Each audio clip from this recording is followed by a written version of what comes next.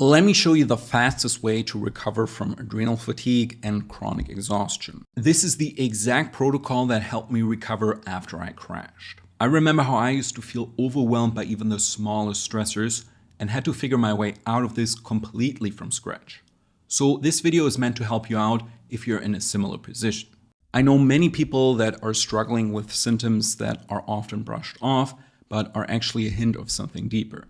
Not just the persistent fatigue, but also chronic salt cravings, crashes after meals, and a deep kind of exhaustion that rest just doesn't fix. In this video, I'm going to show you my complete protocol on how to heal your adrenals step by step. We will talk about why adrenal fatigue is so misunderstood and what symptoms to look out for, the biggest beginner mistakes, and then we will also go through the 3 key areas that really matter: your lifestyle, your diet, and your supplements. I will also share a realistic timeline for your recovery and what to expect along the way. So this video is meant as a full roadmap to get your energy, focus, and stress tolerance back, and I will teach you everything you need to get started today. Since there will be a lot of new info, make sure to bookmark this video so you can come back later and rewatch the most important parts. I really wanted to include everything important, which obviously means this will be one of my longer videos. To begin, let's talk about the first thing that you will encounter when researching adrenal fatigue online: the debate if it's even real or not. On the one side, many holistic practitioners say it's one of the top reasons that people feel exhausted, and on the other side, most conventional doctors say it's a made-up diagnosis that is often used to sell expensive supplements that don't really work. To understand this divide, you have to understand that the traditional view is that adrenals can definitely fail, but that it is very rare and called Addison's disease, where you get dangerously low adrenal hormone levels and electrolyte imbalances that can be detected in the blood. The problem with this view is that it is very binary. Either your adrenals are totally fine or they're in crisis. There's really no middle ground. So the argument for adrenal fatigue is that health happens on a spectrum, and it isn't just the absence of diagnostic markers. On top of that, the diagnostic markers that are often used come with real problems, like the fact that electrolytes aren't even stored in the blood. They're stored in tissue, where we can observe imbalances way sooner. What that means is that if you agree with the premise that adrenal function happens on a spectrum and can slow down over time, then you should also be open to the possibility of subclinical adrenal fatigue that might normally be missed. That's the premise on which the rest of this video is based. Which brings me to the most common symptoms associated with it. People often report feeling exhausted no matter how much they rest, feeling tired but wired, especially at night, crashing in the afternoon and needing caffeine or sugar to keep going, having brain fog and trouble focusing, low motivation and mood swings, salt or sugar cravings, trouble falling asleep and staying asleep, low libido, and a very poor stress tolerance. These symptoms are obviously very vague and can be caused by many things. So if you go to your normal GP, you'll probably get a few basic blood tests, and odds are that they will come back normal. Again, that's because the standard tests for adrenal problems, like the ACTH stimulation test or cortisol blood tests, only pick up on extreme cases like Addison's, which is full-blown adrenal failure. So what should you do instead? The most popular at-home test is a saliva cortisol test. You collect samples at multiple times during the day to see how your cortisol levels rise and fall. If the rhythm is off or if the levels are too low, then that's a strong sign that your adrenals are struggling. Even better, in my opinion, is a hair analysis where you test electrolytes and minerals in the hair tissue. Low levels of sodium and potassium or an imbalance between them is a clear sign that your adrenal glands are not functioning at an optimal rate, since it's the adrenal hormones that regulate their retention in your body. Plus, hair analysis will also give you insight into other things like magnesium deficiency, copper overload, and overall metabolic function, all of which play a huge role in how your adrenals are functioning right now. Now, when people finally realize that their adrenals are overworked, they often rush into very quick fixes and end up making it worse. Which brings me to the 4 most common beginner mistakes. One is using too many stimulants. This is by far the biggest one. Caffeine, energy drinks, pre-workouts, these might get you through the day, but they're actually whipping your adrenals even harder. So over time, they push you deeper into burnout. So please be careful here. The adrenal cocktail, which we will talk about later, is often a better alternative than coffee in the morning. Another mistake is focusing only on adrenal fatigue. The truth is that adrenal fatigue is usually just one piece of a much bigger puzzle. If your liver is sluggish, your thyroid is underperforming, your mineral levels are out of balance, or you got heavy metals building up in your system, then just fixing your adrenals won't get you very far. For example, you might take adrenal supporting nutrients, but if your body isn't detoxing properly, you'll just keep recycling the same stress and toxins. So definitely work on adrenal improvement, but also keep an eye on other things. The third mistake is superdosing certain supplements. This one's become more and more common, especially with supplement trends spreading like wildfire on social media. People start taking massive doses of vitamin C, for example, thinking that more is always better and it will speed up their healing, when in fact at some point it will also work like a stimulant. What I'm trying to say is that it's not just about dumping in huge amounts of nutrients, it's about creating a balance again. We will talk about that later as well. And the last mistake I want to talk about is jumping from trend to trend. A lot of people bounce from one protocol to the next, so they're chasing quick fixes again. One week they're superdosing vitamin C, then vitamin D, and then they're all in on ashwagandha. The problem is that your body heals through rhythm and consistency. When you constantly switch strategies, your body can't really find its groove. So I recommend picking a solid protocol that you resonate with, then you commit to it, and then give your body the space and nutrients it needs to slowly rebuild. That's exactly what I want to give you now. This protocol is based on what I teach my students in my recovery program, and it works very well. It basically means addressing 3 key areas: your lifestyle, so to reduce stress and calm your nervous system; your diet, so to fix the nutrient and mineral imbalances that were caused by your burnout; and then supplements to speed up your healing when they're used correctly. It's like rebuilding a house. If the foundation is cracked, so your lifestyle, the materials are missing, so your diet, and the tools are misused, so your supplements, the house won't stand, no matter how many times you patch it. So let's start with lifestyle to explain what I mean in more detail. When it comes to healing adrenal fatigue, fixing your lifestyle is absolutely essential, and it mostly comes down to reducing stress, both the obvious kinds and the sneaky ones. Adrenal fatigue is basically a stress disorder. Your adrenals got burned out because they were constantly pumping out stress hormones like cortisol and adrenaline. So the most logical first step is to calm the stress response. That's what this part of the protocol is all about. Now, most people think that they're already relaxing enough. They will say things like, "Oh, I watch Netflix in the evening," or "I scroll through my phone for an hour to unwind." But that's what we call passive relaxation.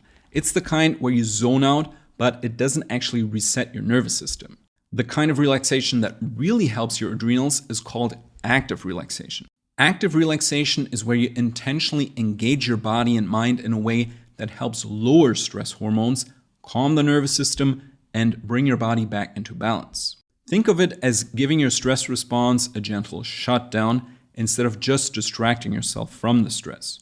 So good examples of active relaxation are things like meditation, deep breathing, progressive muscle relaxation, autogenic training, light yoga or stretching, and nature walks.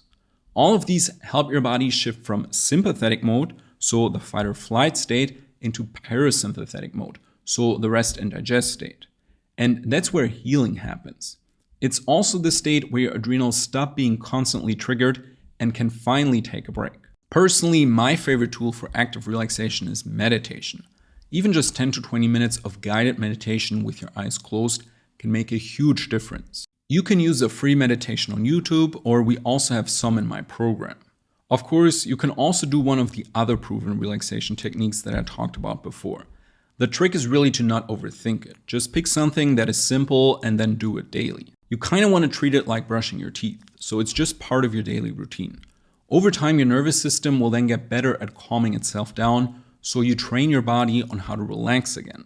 Other lifestyle aspects that will also support recovery are things like sauna and light exercise, if you tolerate them.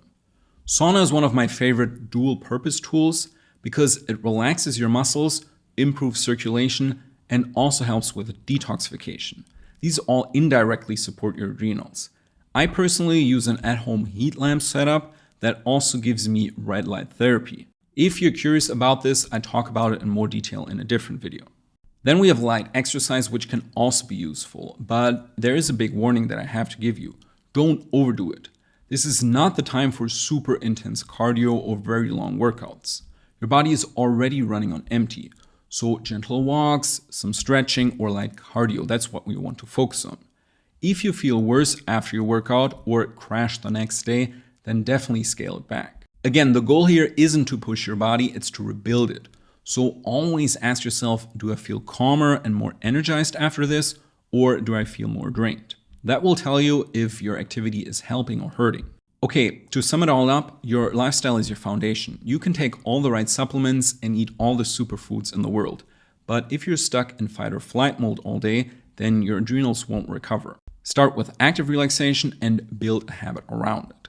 Add in some sauna or light movements if you tolerate them, and most importantly, be consistent. Your body needs time to shift out of survival mode, but it will if you give it the space and support that it needs. Great. With that said, let's talk about nutrition in your diet. This obviously also plays a huge role in recovery. But your goal isn't just to eat healthy in the general sense. It's to fix very specific nutrient deficiencies and imbalances that are very common in people with adrenal burnout. These imbalances are the root of why you're feeling so drained. Like I said before, my favorite tool to spot nutrient deficiencies is a hair analysis. It's much more effective than blood tests for spotting long-term imbalances, especially when it comes to minerals like copper, magnesium, and calcium that can build up or get depleted over time. Blood tests only show you what's currently circulating, but hair gives you a longer-term snapshot. So what your body has been storing or dumping over the past few months. Most people with adrenal fatigue have some very distinct nutrient patterns that I quickly want to go over. The first should be obvious, and it's low adrenal cofactors. We're talking about sodium, potassium, and vitamin C here. Sodium and potassium levels are always out of balance when adrenal output is weak, especially when the hormone aldosterone isn't produced in sufficient quantities, because it regulates their retention. This explains why people with adrenal fatigue often crave salt or feel dizzy when standing up quickly. You're literally not holding onto enough electrolytes. Your adrenal glands also need a lot of vitamin C. In fact, they hold some of the highest concentration in your body. During chronic stress, your vitamin C stores get burned through very quickly. So low levels in it mean your adrenals can't do their job effectively anymore. The next pattern we need to look at are deficiencies in calming minerals. Chronic stress depletes calming minerals like magnesium, zinc, and in some cases calcium. These are the nutrients that help your nervous system to relax and bring you out of that fight or flight state that we just talked about. They're all lost during stress, and when they get too low, you're more likely to feel anxious, have muscle tension, insomnia, and that classic tired but wired feeling. The third thing are copper imbalances. This is a very big deal and often overlooked. Copper toxicity, or copper that's stuck in your tissues and cannot be used properly, can really mess with your adrenals and brain chemistry. Copper drives the conversion of dopamine to adrenaline. So if you've got too much unbound copper floating around or stuck in your tissues, then your body is constantly pumping out stress hormones. That means even when you're physically resting, you might still feel on edge. You're wired, reactive, and anxious and can't relax properly even if you're just lying down. That's why copper issues often go hand in hand with adrenal fatigue, especially in women who naturally have higher copper levels due to their estrogen, and also in vegetarians who eat a lot of copper-rich foods but don't get the zinc to balance it out. This is really a silent epidemic. To fix copper toxicity, we need to balance it with minerals like zinc again, and also support your elimination pathways, which I will touch on in a second. Many people with adrenal fatigue also have very sluggish thyroids. These two systems, so your adrenals and your thyroid, are tightly connected. If one is down, then the other is often too. Low iodine and selenium are the most common nutrient reasons behind this. Without them, your body can't make or activate thyroid hormones properly. And when the thyroid slows down, so does everything else. So your metabolism, mood, energy, and even digestion. Make sure to get enough of selenium and iodine either through foods or supplements, but go slow. Especially too much iodine in the beginning can really backfire and rev you up too much. And if you have a diagnosed thyroid condition like Hashimoto's, obviously talk to a professional first. The last common pattern is not so much about nutrients, but about toxic metals and detox bottlenecks. Toxic metal buildup is very common, especially in people who have been burned out for years. Your liver gets sluggish, bile flow slows down, and toxins, including excess metals, start building up. We already talked about copper, but there are also other ones like mercury, arsenic, and lead. This toxic backlog also adds stress to your body and keeps your adrenals pumping out stress hormones. That's why supporting toxin elimination should always also be on your radar when you're trying to improve your energy. Great. With these common patterns in mind, what would the right adrenal recovery diet actually look like? Basically, it's one that should be nutrient dense, focuses on whole foods, and helps you overcome all the deficiencies and imbalances that we just talked about. On top of that, it should also reduce inflammation and stabilize blood sugar. Here are the basics, and I will assume that you don't follow a specific diet like a vegetarian diet or keto, which would make things more complicated. First, load up on cooked vegetables, especially root vegetables, squash, carrots, beets, and lightly cooked greens like spinach or chard. These are easier to digest than raw vegetables and provide essential minerals, fiber, and antioxidants that all support toxin elimination and lower inflammation. Fruit in normal amounts is also fine, and it's a great substitute for candy, chocolate, and things like that. Then you also want to add quality proteins with almost every meal. Things like grass-fed beef, pasture-raised eggs, organic chicken, or wild-caught fish. Your body needs amino acids to rebuild tissue, make neurotransmitters, and support liver function.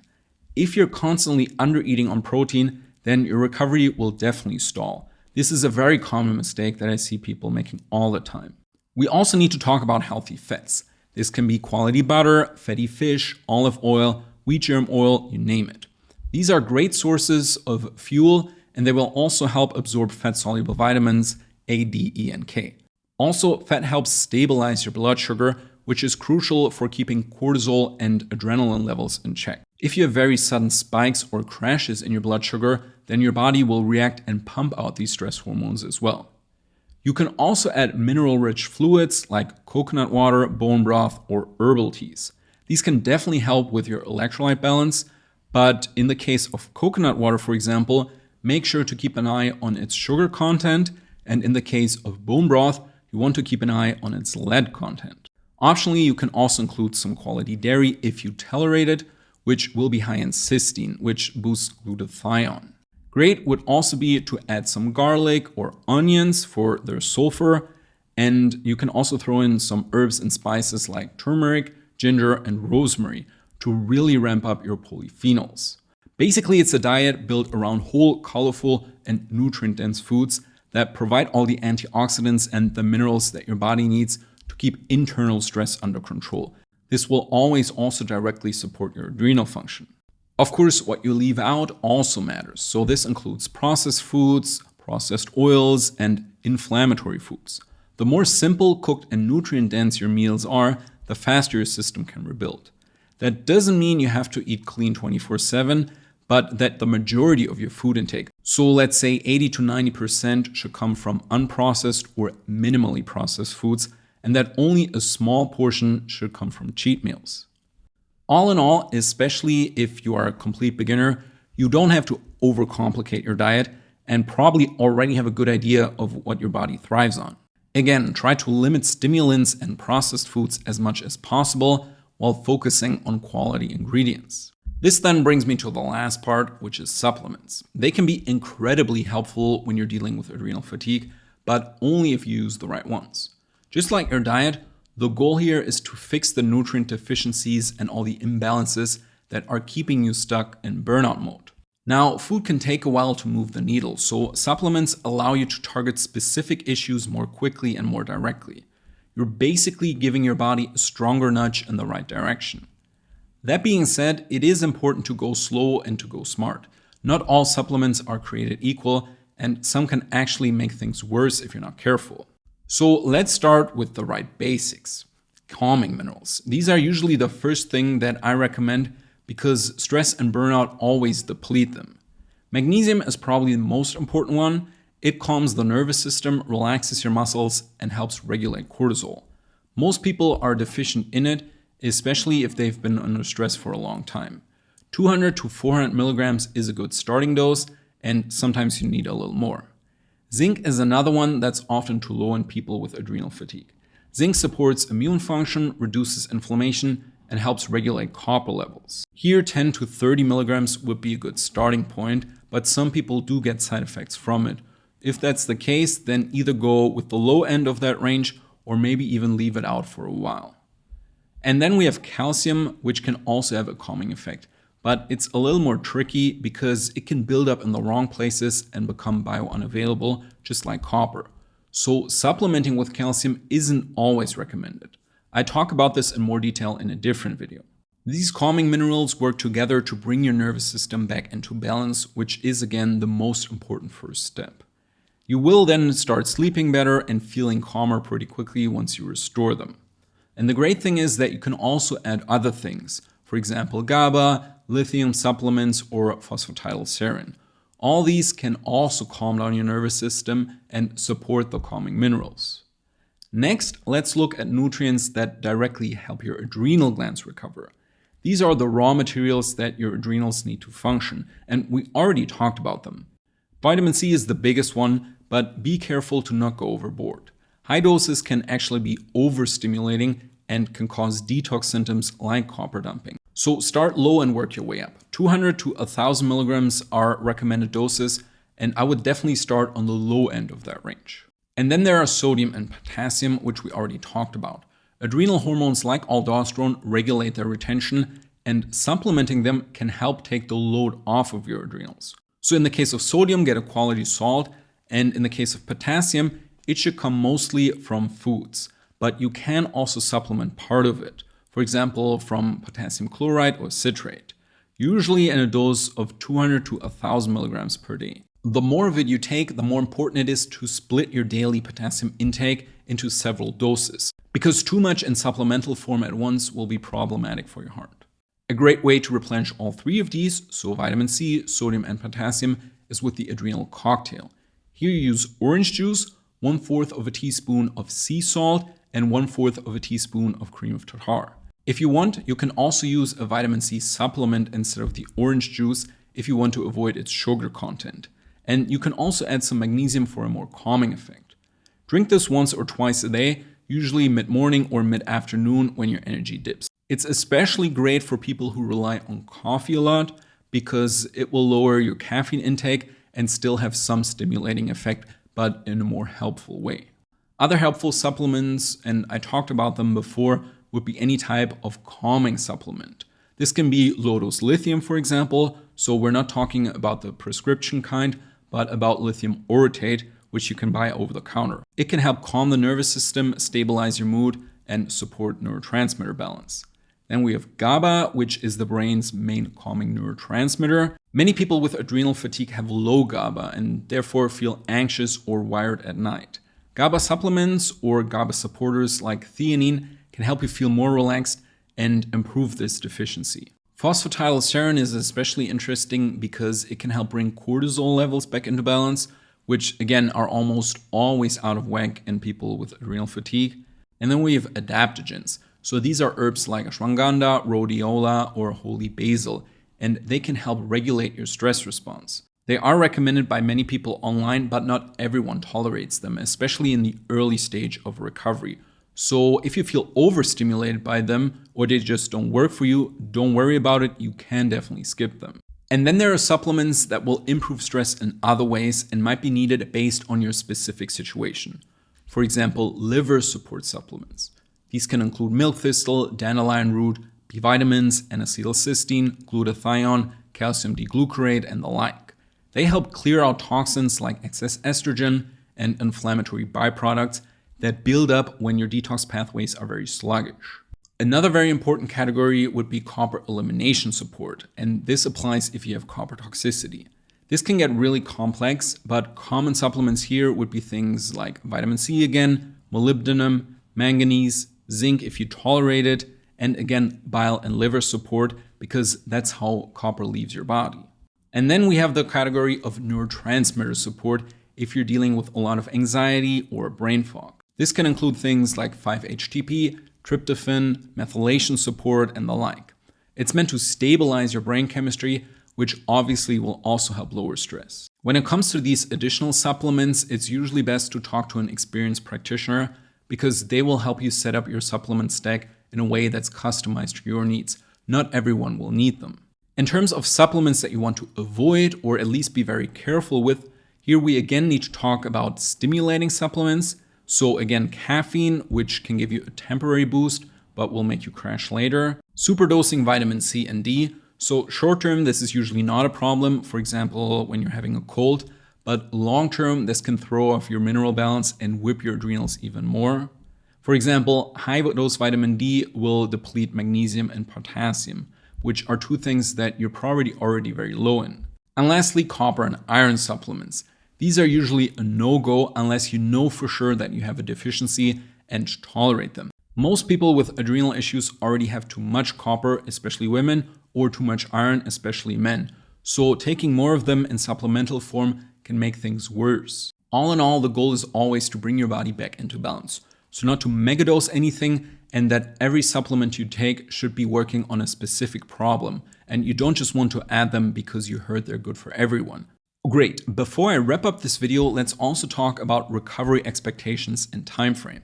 One of the first questions that people ask when they're getting into this is how long is this going to take? And even though I would love to give you a very clear answer, it really depends. Most people recover somewhere between a few months and 2 years. This might sound like a big range, but it really comes down to your individual situation. Things like your age, how long you've been sick, how many layers of stress and dysfunction you've built up over time, and whether there are any other issues going on besides the adrenal fatigue all matter. There are people that turn around in no time and just need a little nudge in the right direction, but there are also a lot of severe cases that need bigger changes. If you're such a case, then your recovery probably won't be linear. You will have days where you feel amazing and think you've completely turned around, but then you will crash the next week for no obvious reason. Unfortunately, that's very normal. You have to think of it like climbing a mountain. There will be dips and detours, and every crash is often your body asking for more rest, better nutrition, or a tweak in your protocol. So try not to panic. These dips are part of the healing process, and what matters more is that the overall trend is upward, even if it's slow. Also, you might have looked into other fatigue-related conditions like chronic fatigue syndrome, and then you might wonder how adrenal fatigue compares to it. Here, the short version is that adrenal fatigue usually recovers faster than chronic fatigue syndrome because it's more focused on one specific organ system. With chronic fatigue syndrome, your whole body is affected. So your immune system, your brain, your mitochondria, gut, and more. It's a deeper kind of dysfunction and usually has more layers that you need to peel back. What this means is that most people with chronic fatigue syndrome also have adrenal fatigue, but not everyone with adrenal fatigue has chronic fatigue syndrome. So if your symptoms aren't too severe, so if you're still working, functioning, and are living a fairly normal life, then there's a good chance that your recovery will be shorter and more straightforward. Two more factors that will affect your recovery are how old you are and how long you've been feeling this way. Younger people tend to bounce back a lot faster, and that's not fair, but their systems are generally more resilient and less clogged up. On the other hand, if you've been running on fumes for 10 plus years, then your body will probably need more time to rebuild. This doesn't mean it's impossible, it just means that you will have to have more patience. Also, if you've been focusing on adrenal fatigue for a while and still aren't improving, then chances are that there's something else going on under the surface. I already named the most common blocks, and they include metal toxicity, thyroid dysfunction, liver congestion and poor detox, and things like gut infections or overall inflammation. So again, it's always crucial to look at this from a whole body perspective and then to tailor your protocol to your individual needs. The bottom line is that adrenal fatigue is definitely fixable, but it does take consistency and making some changes, because what you've been doing so far obviously hasn't worked for you. If you need more help with this, make sure to check the description where I linked my recovery program. It includes the exact protocol that I use to get my energy back, and it's a step-by-step system that covers everything we talked about this video in even more detail, including testing and setting up your diet and supplement plan. It helps you avoid the most common roadblocks that can have people stuck for years. For more info, just open the description. It will be listed under my programs.